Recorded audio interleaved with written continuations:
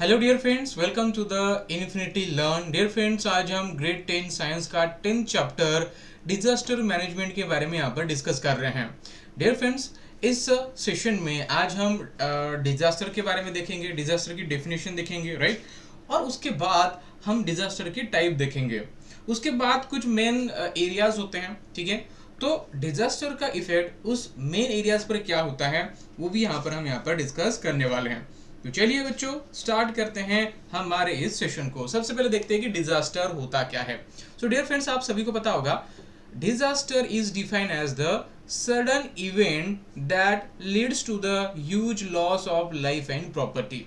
Dear friends, आप सभी को पता होगा कि जो डिजास्टर होता है वो एक सडन इवेंट होता है, मतलब ये प्रेडिक्टेबल नहीं होता है, सडन इवेंट होता है। और जब ये होता है तो इसके वजह से वहां पर ह्यूज लॉस होता है to the life and property. कुछ एग्जाम्पल देख लेते हैं, जैसे बेटा स्टॉर्म, फ्लड, वॉर, ड्रॉट, ठीक है, earthquake, volcano eruption, tsunami, landslide, ठीक है। ये जो चीजें होती है इसे हम क्या कहते हैं, डिजास्टर कहते हैं। और ये सडनली होती है, कभी बताकर नहीं होती, इसे हम प्रेडिक्ट नहीं कर पाते, ठीक है। तो इतनी चीजें बच्चों आपको समझ में आ गई। अब देखते हैं कि डिजास्टर के टाइप क्या होते हैं। डियर फ्रेंड्स, आपको पता होगा जनरली टू टाइप के डिजास्टर होते हैं। जैसे कि एक पहला टाइप हम देख लेते हैं मैन मेड डिजास्टर, ठीक है। मैन मेड डिजास्टर, इसके अंदर क्या होता है कि ऐसे डिजास्टर हम इंक्लूड करते हैं जिसके लिए ह्यूमन बीइंग रिस्पॉन्सिबल हो। फॉर एग्जाम्पल यहाँ पर आप देख सकते हो वॉर, ठीक है, या फिर कोई एक्सीडेंट हो गया, ओके, वॉर हो गया, कोई एक्सीडेंट हो गया, राइट, कोई child labour, bomb blast etcetera, terrorism, ये सारी चीजें मैन मेड डिजास्टर के अंदर आती है। देन हम बात करेंगे नेचुरल डिजास्टर के बारे में। सो नेचुरल डिजास्टर के अंदर ऐसी चीजें आती है जिसके लिए नेचर रिस्पॉन्सिबल हो। For example earthquake, volcano eruption, tsunami, landslide, land fall, ठीक है, साइक्लोन, स्टॉर्म एक्सेट्रा, ये सारी चीजें नेचुरल डिजास्टर के अंदर आती है। क्लियर हुआ बच्चों?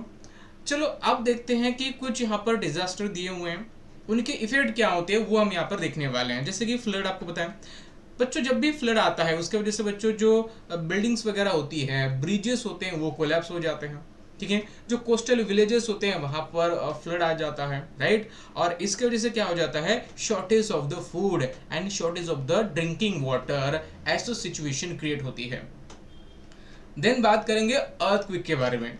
आपको पता है जब भी अर्थक्वेक आता है तो जो हाउसेस होते हैं, जो बिल्डिंग्स होते हैं, जो स्कूल होते हैं, हॉस्पिटल होते हैं, ये कोलैप्स हो जाते हैं, ठीक है।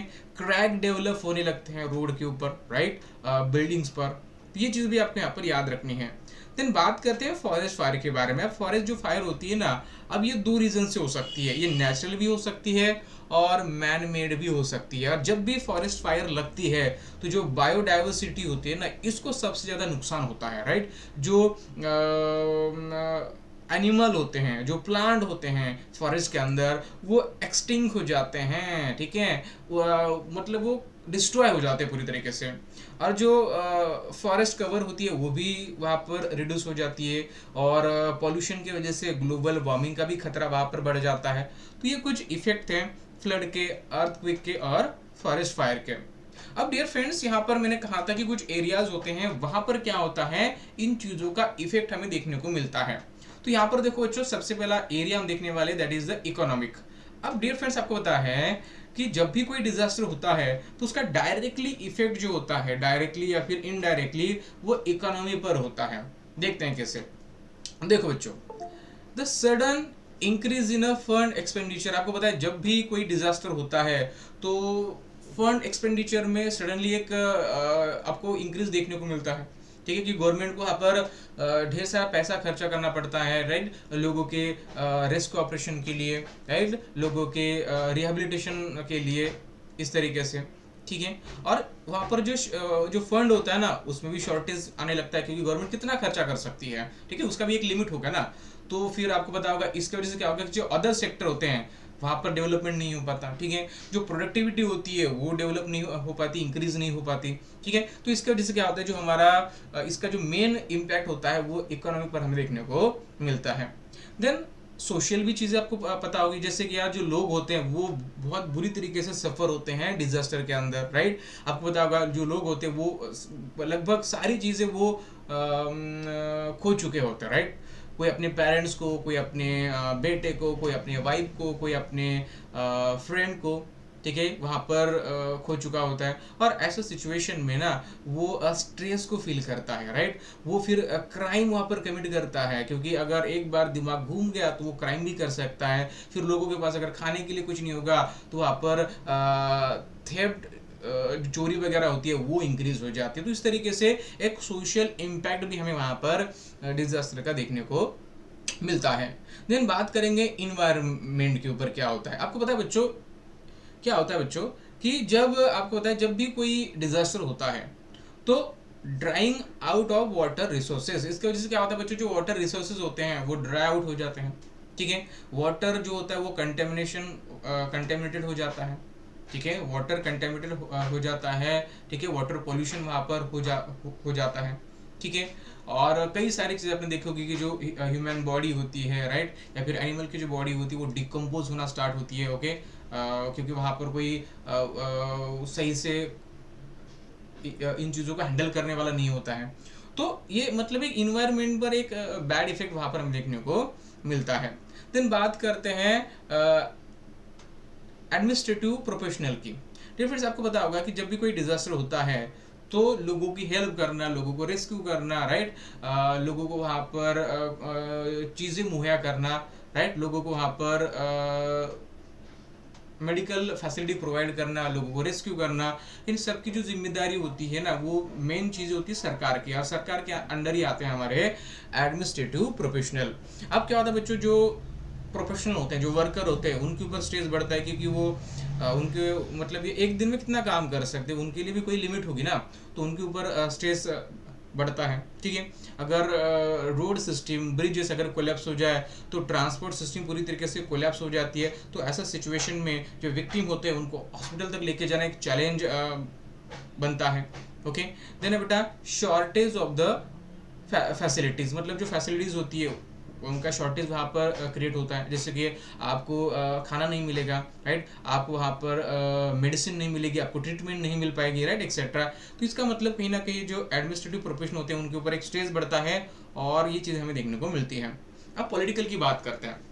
डियर फ्रेंड्स, आपको पता होगा कि एक प्रॉपर एंड स्ट्रांग लीडरशिप होना बहुत इंपॉर्टेंट होता है।